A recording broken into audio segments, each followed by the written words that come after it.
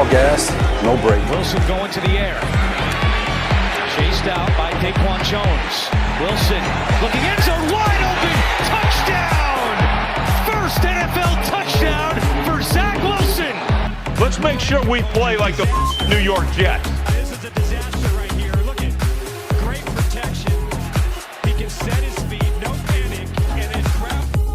A lot of time directing traffic. Gonna go deep. Has a man deep. It is. It's Davis. What?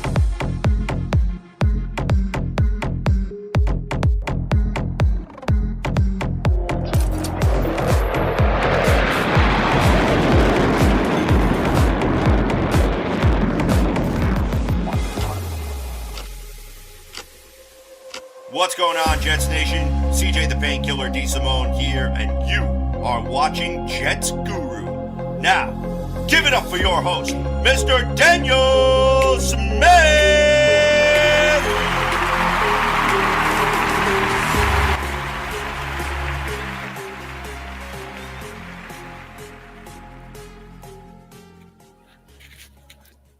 What is up, New York Jets Nation? What is going on? Good to see you guys once again. I'm getting kicked out of my space here. They're doing a little wine tasting in my building, which is okay. You know, you got to do little events in here, keep people interested and whatnot, so I get it. I'm sharing right now across New York Jets social media. If you guys could do the same, that'd be wonderful. I'd really appreciate it. But listen, we're getting ever so close to the season here, each and every step. I know you guys showed a lot of support. Just dropped an article a couple days ago, just talking about the expectations and how to enjoy the actual season, because I know that as fans, we have so many expectations being in a big market in New York City. And it's been 11 long years since the playoffs have treated us right. And so I can totally understand Jet fans and how they feel. But one of the things I spoke about as something that me and Kevin spoke about as this new season is coming along is Zach Wilson is going to have to step it up, and he's going to have to be the Herbert Burrows type of guys that you've seen as of recently to justify the number 2 pick. And if he's really going to take to the Jets to where they need to be, that's number one. Number two, the expectations, the 7 to 9 wins, I think is a lot more reasonable and level-headed. Anything more than that, and I think you guys are really stretching it. And if it happens, then that's amazing, and that's just more icing on the cake. But honestly, even the 6 to 8 win total, considering the number 2 schedule in the NFL, and is at their feet, and they're still in the rebuilding stages. And people like to bring up the Bengals all the time, and they like to say, "Listen, the Bengals made a huge turnaround." Correct. They did make a huge turnaround in Burrow's official second year, but it was Zach Taylor's, the coach's, third year on the Bengals. So that third year is really pivotal to the turn of your franchise. If the Jets can do it a year early, that's great. The Dolphins almost did it a year early 2 years ago, but they just fell just short and then fell back last year and then are now trying to prove themselves once again. So the Jets are in an interesting spot where you've got some people thinking that they're going to make the playoffs. You had David Carr come out, Kevin, as you know, really excited about that. I think he has some good analysis, like many other people do, about different things. He can't predict it, but I think when you have more pros, and Swagoo on ESPN has been kind of high on the Jets as well, and so is the quarterback, Dan Orlovsky. He's been very high on. A lot of people have been high on the Jets because they see just the amount of work that Joe Douglas and company has put into this rebuild, and I think it's nice that they finally take notice, because the front office and the coaching staff deserve that type of attention, because I think they have done a very good job on paper, in the off-season rooms, in the draft, in the free agency, etc., to help improve this team. Now, some of the bigger things I think moving forward, now that we're in OTAs, I think the thing that you're seeing, obviously, Zach Wilson's maturing more physically. He's put on a little bit more muscle. That's good. But one of the things, Kevin, that I like to hear, especially from the head coach, you got a lot of head coaches out there that don't really give you too much information. Saleh seems like he's pretty fair in his assessments of his own players. And he was talking about how Zach Wilson's accuracy has gotten a lot better. And when Saleh's talking about Zach Wilson's accuracy, he's not talking about his deep throws down the field to receivers. I think that's something that we've even seen in his rookie year that he's capable of doing. But it's the short to intermediate throws. It's keeping your footwork sharp under pressure. It's not trying to hold the ball too long looking down the field. It's getting the ball out quick and letting your receivers and backs do the work for you. And when he's talking about that accuracy, I think we saw some of that, Kevin, towards the end of last season after he watched everyone, all the backup quarterbacks. He went through all the tape. And when he came back, you saw more poised, accurate Zach Wilson as far as getting rid of the ball. And I think it just kind of bled right into this offseason and some of the preparation things that he was doing. And he was able to fine-tune with his coaches, work on his mechanic again in the offseason to kind of fine-tune that, chop that up, and not fall into maybe some bad habits throughout the season by fine-tuning what you already know works for you. And it seems like I think that he is very, very poised for like a big, big-time second season. And one of those reasons why, Kevin, is the tight end position. I think it's going to be something that he didn't have last season, and it's going to open up all the middle of the field and open up things for the rest of the players on the edges. What are some of the things that you think that Zach Wilson and how they've constructed this roster offensively, how it can help them? Yeah, rhythm and timing is what he's talking about with accuracy too. There's times that the offensive line expects to only have to block for so long. And there's time that the receivers, backs, and tight ends are going to expect the ball to come out. And those are things that Zach struggled with last year, which any rookie quarterback is going to take a little bit longer to diagnose a defense and how our offense is supposed to attack it in different circumstances. And those are things that Saleh has highlighted. That's already better in practice, right? The timing and rhythm of the offense, the getting the ball out on time. Receivers know approximately when the ball is supposed to get out. The offensive lineman understands, and it gets people on the same page quicker, and it can get a better rhythm with the offense to extend drives. So these are all things, even as Zach makes mistakes in practice, and there still are mistakes that Saleh and Wilson have highlighted, and there's still games, guys, that Tom Brady throws 4 interceptions, right? Like just last year, and he's been in the league 20 years, right? Everyone's going to make mistakes and have bad games. The key is to be able to look at the film, get to the sideline, talk to your coaches, and quickly recognize what you thought versus what happened, and kind of learn from those lessons real time. And those are the things that I expect to come more fluidly, more naturally. Rather than breaking down the defense did this, the offense was supposed to do this. You read your keys, you go back and look at the little picture on the sideline, and you read that the linebacker was going to go right when you looked that way, and he went left. And when your eyes went back left, you didn't see him there. And there's going to be things that he's like, oh, I should have picked up this key or that key, rather than the defense was in this scheme, the offense was in this scheme. It'll be very micro, very quick, and allow you to get back, right back on the field and pick up those things faster. And that's going to be better for everybody. One other thing, to your earlier point, I think one of the reasons that all the analysts, and it's almost scary how many analysts like the Jets. The Jets have multiple ways to beat you now. Right. And that's one of the things that I would expect.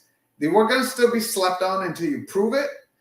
But you got the running backs and the O-line that we should be able to plow if we have to plow to win games, like when Mac Jones only threw 3 passes last year. Do we have an O-line and running backs? I think our running backs are better than the New England Patriots running backs for that game, but maybe I'm biased. Do we have the tight ends in the passing game? Do we have a defense in the secondary that maybe shuts down your passing game and makes you one-dimensional? Do we have linebackers and a D-line, and we'll have to wait and see, that can make you like one-dimensional and get a pass rush also. So I think teams see that the Jets are starting to put together pieces where they can attack weaknesses better than we could historically. And I think some of the analysts are like, dang, are you going to have corners that can guard all those receivers? Are you going to have safeties and linebackers that can guard those tight ends? Is your run defense good enough to stop Hall and Carter? So those are some of the things I think that are getting analysts excited. Absolutely. And one of the things that, LaFleur and Saleh have been talking about is, and it's specifically LaFleur talking about the game plans. He said that's why the walkthroughs are so important just for a quarterback, to train his eyes, to hear the play call, go back to what you learned in the film room, even without the film, the board work, and go through that process of getting my eyes in the right spot. LaFleur said last Wednesday following OTA practice, if I'm not throwing a ball over 10 yards, why do I care where the safeties are? You don't just look at number one. If one is open within the timing of what you've been taught in our footwork and those routes, you throw it to him. If not, you progress the two and then decide as I'm getting down to a check down. So everything is about timing. Everything is about timing in this offense. And LaFleur basically just said it. Like, listen, don't try to be like play hero ball out here and try to like, I need to know where everyone is at every point in time. It's a timing thing in this league. Everything is about a certain timing. Defensive ends get to quarterbacks in this timing. This is how this play needs to develop within this timing if it's going to work. So if you get to the point where you get in your drop back for that particular play and you step up and you go through your first read and a guy is there, get rid of it. Let's get going. If it's not there, move on to two, because if not, and you spend too much time laboring, is the safety cutting over? Is the backer coming in? Is this guy spying me? You're going to miss your window to be able to create as a quarterback. And so I really like the offense. And yeah, I guess like it limits freedom in a sense, you would kind of say. But I think Zach is going to have plenty of those plays where he's going to be able to show his athletic ability and be able to show his big arm down the field. But especially for a young quarterback learning an offense, like somebody, I think William said within the chat, still learning his players, still learning how everything is going. I think it's a smart game plan. And I think it's a good way to get a young quarterback to stay on track. It's like, hey, listen, man, like you're looking at a play down the field that has nothing to do with really what you need to do. Like you look to the left off your drop back. You had a receiver open right there. Just hit him.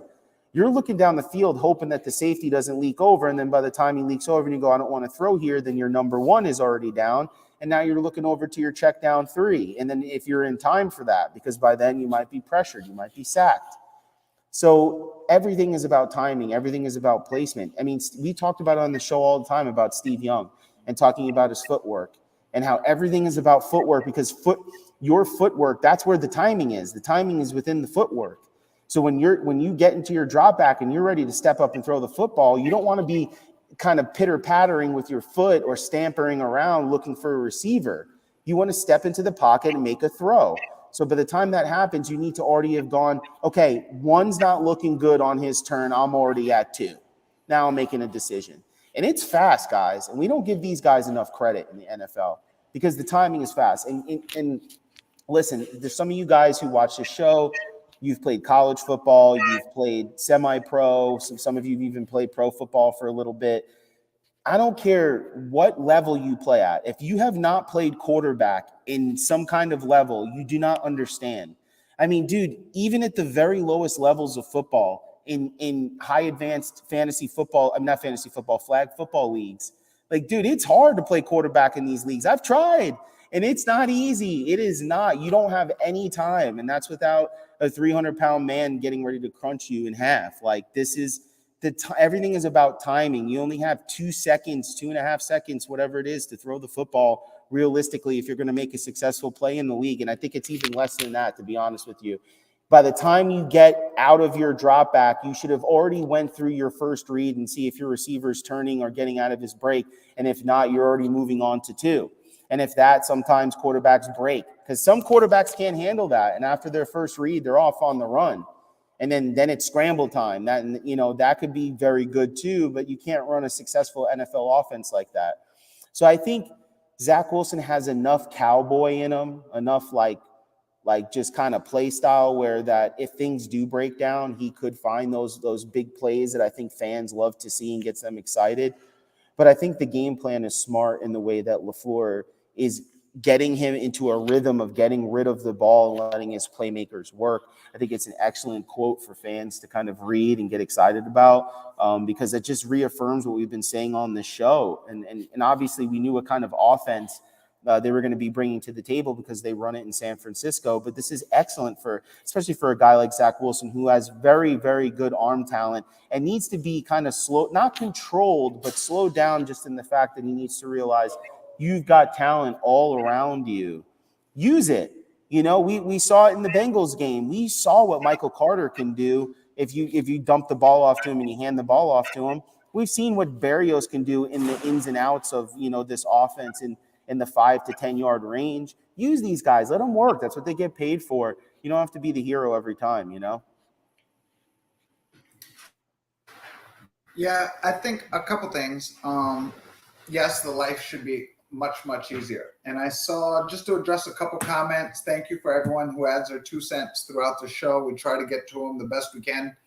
A lot of good points out there. Somebody had referenced that they thought Wilson was building rapport with Conklin at tight end. And the answer is yes, he is, because CJ and Ruckert are both hurt. So CJ Azuma and Ruckert aren't practicing, and Conklin's the number 1 tight end, and Cager's the number 2 tight end, and Wesco's the number 3 tight end in OTAs right now because they're the 3 healthy tight ends. So all the highlights, you're right, are Conklin. So don't sleep on those by defaults, man. Those by defaults will surprise you every once in a while. And last year we saw, because Moore got more reps at rookie camp, right, with Wilson. He didn't come out the gates fast, but you could see how it helped impact his overall performance. So I would look for those things. One other comment I wanted to jump on, Ogunjobi, the defensive tackle that's still a free agent. I think he was with Cleveland, Bengals, signed with the Bears, and then had an injury settlement where they had to let him go. Yes, yes, the Jets have reportedly an offer, take it or leave it, to him and Quan Alexander, the linebacker. I think the players and agents might be gambling a little bit, right, on maybe an injury, maybe a team that gets in dire straits and comes with something better than the Jets. I think both players know what the Jets have to offer. It doesn't mean that they're not going to take it. It just means like maybe they don't take it now. So, from a position group standpoint, I think the Jets still have a couple areas where we'd like more depth.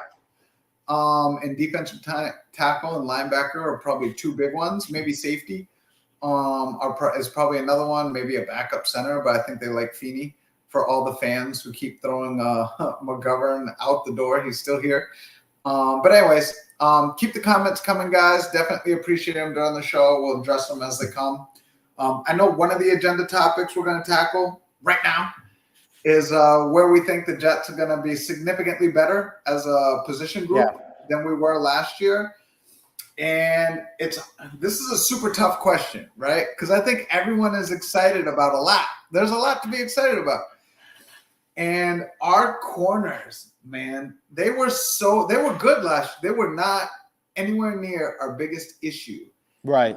But I just think Reed and Sauce and Carter is really, really good. And Hall as a number 4 in your dime packages with a better pass rush. It's just, there's other wide receivers going to be good, tight end. There's a lot running back. You could go on and on and on. But we added so much talent to an area of strength and added supplemental pieces to make our job easier. So we got more talent, and they're going to have to do less work than last year's talent. So if I was going to say a position group that I think the Jets are going to be significantly better at, and I didn't even think the Jets needed to get that much better at it, and they got significantly better at, has got to be corner, would be mine. But I'm super interested. You had so many to pick from, Mr. Smith. I'm super interested to see which one you think.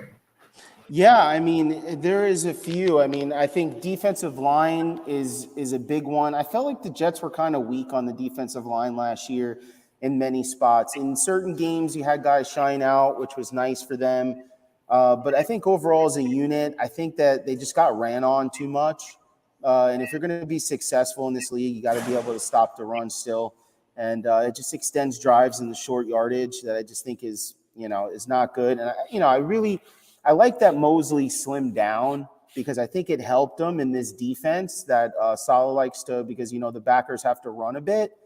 But I think he lost a little bit of his physicality up front because of that, losing like 15, 20 pounds, whatever it was. I mean, good for him. It probably extended his career, but I think it took away a little bit from the running style. And I know it's an attacking defensive line. That's what Saleh wants. So it's a little bit different. It's not necessarily a clogging, run-stuffing type of line. It's more of an attacking type of style. Which is what Jonathan Franklin Myers thinks. He thinks that the Jets don't have really any weaknesses. Now, he knows that they have to go out and prove it, but that's from his words, that he said, that he just feels that this unit is big time. And, when you look at this unit, if they can come out healthy, because this is still a long way to go. You got all of camp, you got all of preseason and all that. And, I got my fingers crossed for sure, but it's hard to make it out clean for some of these bigger guys. But, they did make some absolutely significant improvements. You got Quinnen Williams, you got Franklin Myers, you got Sheldon Rankins, Carl Lawson comes back. That's a huge addition. You got Jermaine Johnson coming to the, from the draft with Joe Douglas's magical ability to get back in. And you got Solomon Thomas, who, at times is successful and he at least knows the system. Jacob Martin. And then, there could be some other additions that the Jets add. I think it all starts here with Saleh's defense, is that front, because you have to be able to attack in his defense. Now, the good thing, like Kevin was talking about with the corners, is that this is probably one of the most talented corner groups that Saleh has had. Even with the 49ers, I don't know if he's had a group that's going to be this talented all around, including the depth of some of the young players. But like somebody mentioned in the chat with Pinnock, there was a lot of big-time good words said by Whitehead and company about Pinnock. And, it was just wonderful. Yes, Arnaldo, that was nice that the Jets figured that this guy could be successful at that position and made the switch pretty early. And it seems like he may have found himself a career-extending position for himself. But, DJ Reed, nobody's really talking about him. But, if you think about it, he's a major addition to this cornerback group. Just the simple fact that the Jets had a really good offseason. A lot of these players that we got washed away in the noise. But when you really, really think about it, the Jets got a lot of players that in years past we would be super excited about because we would only get maybe 2 of them. But we got a lot of good players, and I think the tight end group is just going to be, if they could stay again healthy, going to be huge for Zach Wilson. They had 500 yards, just a bit over that as a total group. And I think that there's a possibility you can have 2 tight ends on this group that can have over 500 yards and a few tight ends. And I think, again, when you look at Davis and company, I think it sucks for him in the sense that I don't think you're going to see a 1,300-yard receiving season from Davis. But, I think it's going to be spread out a lot more around this team. I think you could see Davis. I think a successful season for Davis, 700 yards, 6-7 touchdowns, something like that, would be good for him because Moore is going to get his. This tight end group's going to get theirs. These backs are going to get some catches. Denzel Mims has been cleaning up his footwork, and Saleh's been very impressed. This could be all talk for a potential trade in camp. Sure, I get it. But maybe he did. Sometimes you get embarrassed like that as a professional. And he was embarrassed, no doubt about it. Jets Nation made it very known, and deservingly so. Denzel Mims was not prepared last season for this offense in his preparation, it seemed, physically, and as well as getting in and out of his breaks and understanding the actual wide receiver tree from all reports that were out there. Again, we're not there, so we can't 100% say that for certain, but the coaching staff was not on his side. We know that for sure. But, hey, man, listen, he's been getting some work, and you never know, right? But that's the depth of this. You got Barry. He's wrong out there, Mims Army. He's wrong. Mims was not at OTAs this week. Saleh referenced that everybody needs to be able to play inside, outside today. But he said he looks good, man. He said he looks good. He also said that the rotation today would be Wilson, Moore, Davis, Conklin, and CJ, and that they would all play inside, outside. And he forgot to say Denzel Mims. Well, because Denzel Mims was getting everything else right. You know what I mean? He was just, so they couldn't have him out there all days. He's still trying to put it together. All right, Yeah, but no, you listen, got- we gotta make sure we talk that guy up so we can get the I best agree value. with that part. That part. Talk him Yeah, up so we can get a talk third him for up so him. we can get the best value. But no, I mean Wilson. Obviously, dude, I'm just really excited to see this offense get underway. I mean, you get Garrett. Well, let me see. Limped off the field. Is this He true? did. On his last touchdown catch of the day, Garrett Wilson limped off the field. He did. Yeah, but there was no major mention about anything. Like, listen, guys, we got to calm down now. I mean, listen, like, this is a physical sport, my guys. Listen, if people are going to get hurt, you just get hurt just doing regular things, man, like literally just running.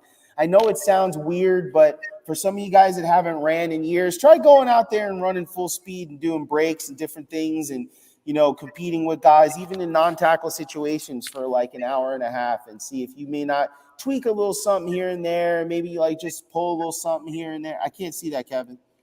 Well, just as an update, as of 22 minutes ago from Connor Hughes, that while Garrett Wilson limped off the field today after catching a touchdown to close out practice, he's fine and there's nothing to worry about. Yes, because that will happen when you're, coming off the off season and you're just running around and you're just gonna get a little dinged up here and there. You'll feel better the next day. Listen, these guys are like 22 years old, 21 years old, 23 years old.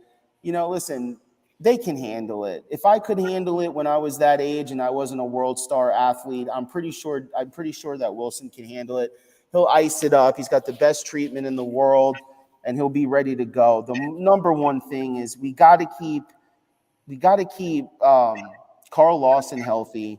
We got to keep the offensive lineman healthy. Obviously, Zach Wilson healthy, and those are the most important to me. The offensive line, Zach Wilson for sure, 100%, and Carl Lawson for sure, because we got to get him on the field because I think he could be really dynamic. And these guys need to stay healthy. So the number one thing to me, I don't care who's doing what. I don't care what is going on. Please get these boys to the start of the regular season healthy, man. I'm just tired every year. There's like a player or two or three that just don't make it out. And then you know how it is, man. Like then they limp up and then it takes if it's a hamstring injury, then it takes 3-4 weeks to rehab from that. Then when you finally get in the game, it takes like 2 or 3 weeks to get your legs under you. And it's like, dude, a half a season, but that's just how it is, man. It's just a dynamic sport. And, a lot of this and a lot of being successful, and this is why I think Joe Douglas is an awesome GM, and the places that he came from reaffirmed what we actually need is depth. Because when you bring depth to the football team, yeah, they may not be as blue chip as the guy that they're replacing, but they're good enough. And there's not a deficit there. There's a hole that's actually plugged. So you could still run your same schemes, your same fronts. You could still do your same stunts. You could still do your different things that you want to do as a coordinator because this guy can handle it. Now, he may not put forth the same attacking system as a Carl Lawson, but when you have a defensive line where all the guys on the line are very capable of holding up that defensive line, let's say, you're golden, man. And this is the type of thing he's trying to build throughout the linebackers, throughout the cornerbacks, throughout the receivers and the tight ends.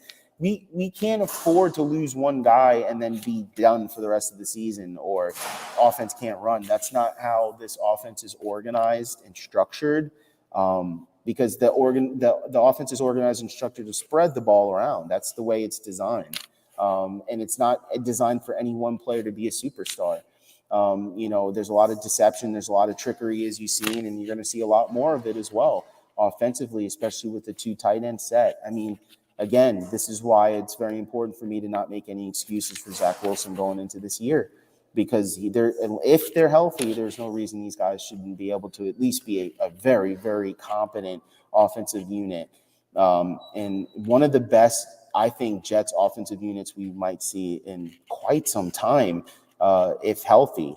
Because on paper, they have a formidable offense, and people are really sleeping on the New York Jets offensively as far as the rest of the league is concerned, because you're not hearing a lot about it. But I think if Zach Wilson was able to do some of the things and the Jets offense was able to do some of the things they did last season with all of the injuries and all of the in and out at the quarterback position, and now these guys are coming in their second year knowing the offense, I don't see why you shouldn't see a crisper offense coming out next year, even with the new pieces.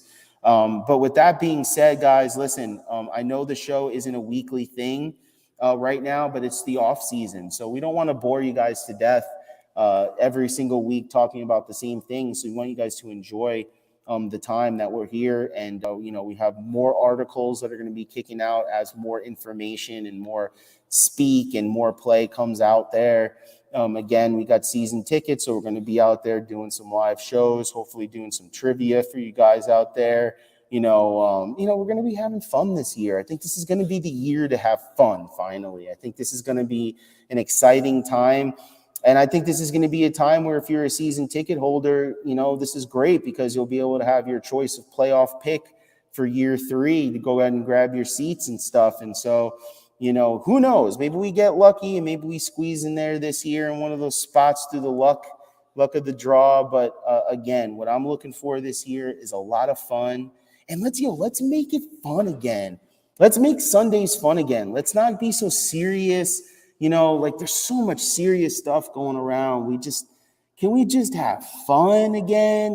JR, can we have fun again, man? Let's get to the games and let's just have a great time, man. Let's cheer for the team. Let's get a little buzz going. You know what I'm saying? And let's get loud out there and cheer our team on and give them support and let us become the new, what do they call those fools out there in Seattle? Like the 12th man or whatever it is. Let us become the 12th man. We're New Yorkers, man. Come on, let's get loud. Let's turn that stadium up and let's show them what it's all about. That Jet fans come out and they support and they can show out just like any other great fan base that's out there. And I know we can, and I know it's been a long time, but they're coming, man. You could see the pieces being built. I think this is a well-built team in a way that we haven't seen in a long time. And if the failure comes, I think it's on the shoulders of the players because the front office has done about as good as you can do in a 2-year rebuild, turning this around into a competent football team, which is I think the Jets are going to be. So thank you guys for all the support, 100%. I can't wait to meet you guys out on the lot. Let me just go through just a little bit here, just make sure I'm not missing anyone. How I ranked the most improved. Victor said cornerback, tight end, wide receiver. Can't blame you there. Is it true Hall has been getting first-team reps? As Kevin said before, there's a lot of guys. You got to earn your reps here for sure. And I believe that's a smart way of doing it when you have such a young team. You might know that Sauce Gardner is going to start off rip, but you say, you know what? I'm going to give Bryce every opportunity. He was here all last year running my system. I'm going to give him every opportunity to see what he's got. And you never know. Maybe Sauce needs just a couple weeks to get acclimated. Why is it so bad? Why does everyone have to be something right off the start? Why can't we let guys grow and stop putting so many expectations on them? It's his rookie season. You know how I feel about that. I give most guys a pass their rookie year because it's not an easy transition for a young man in any facet through his personal life all the way down to the gaming portion of his career. So, you got a guy like DJ Reed, you got a guy like Hall. These guys have experience in the NFL. They're not just going to lay down and give their jobs to a rookie who calls himself Sauce. They're gonna fight for it, even if Sauce is the most talented. So I respect the way Saleh handles his roster, and he's going to gain the respect of his players.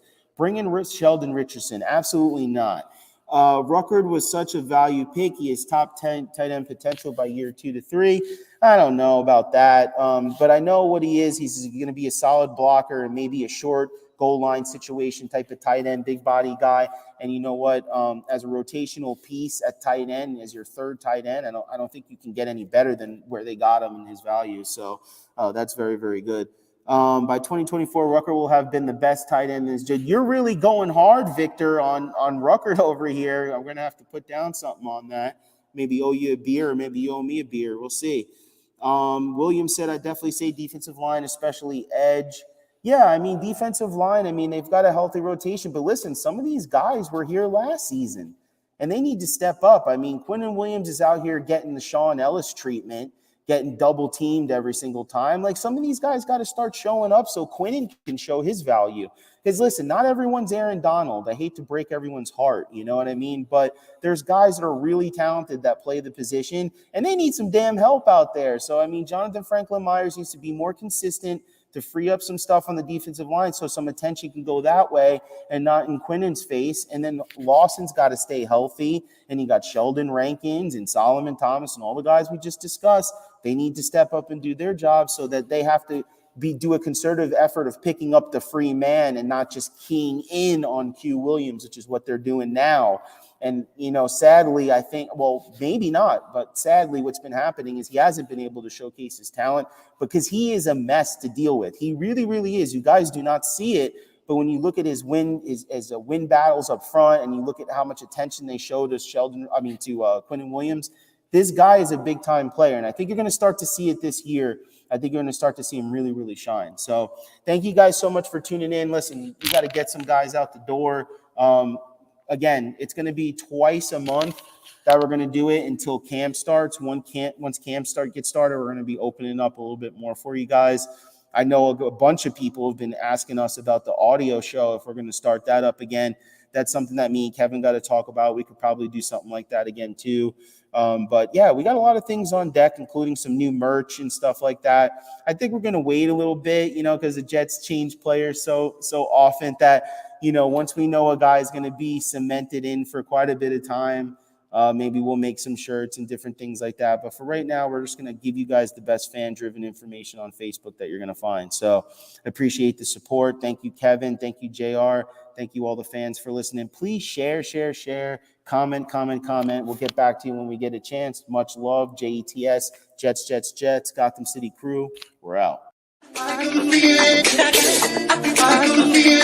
coming in the air now. I can feel it coming in the air, coming in the air, coming in the air now.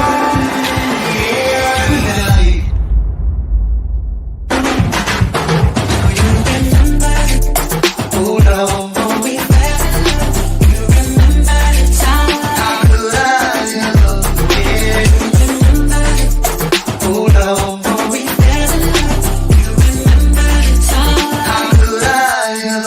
Can you remember?